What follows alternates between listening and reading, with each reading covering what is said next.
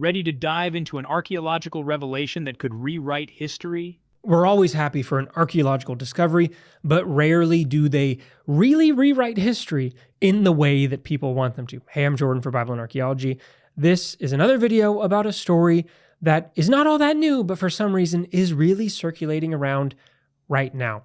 Sennacherib's siege camps. We have a longer video on this that breaks down more of the details, but we're just going to point out some of the problems that are showing up again here in this video. Recent findings have the world buzzing. Researchers unearthed remains of an Assyrian military camp near Jerusalem. They haven't unearthed them. Excavation is not a part of this study.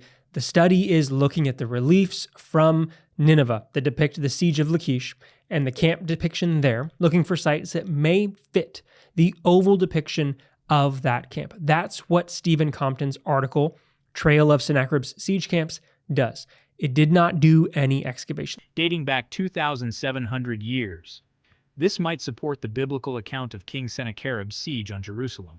We already have support for Sennacherib's siege on Jerusalem and Lachish, and they come from Sennacherib himself. So you don't just have to look at the Bible on this one. You can look to Sennacherib's records. Now, they don't say exactly the same thing as the Bible, but there is something that corroborates the siege activities happening there. The Bible says an angel struck down 185,000 Assyrian soldiers in one night, saving the city.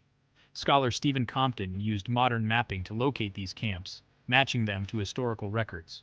There isn't anything in what Stephen is talking about that brings corroboration to that detail that the angel of the Lord killed 185,000 soldiers in one night. What Stephen is proposing is not the discovery of these bodies, but simply that maybe we have areas that could be these camps. One site, Khirbet al-Mudawwara, translates to the ruins of the camp of the invading ruler.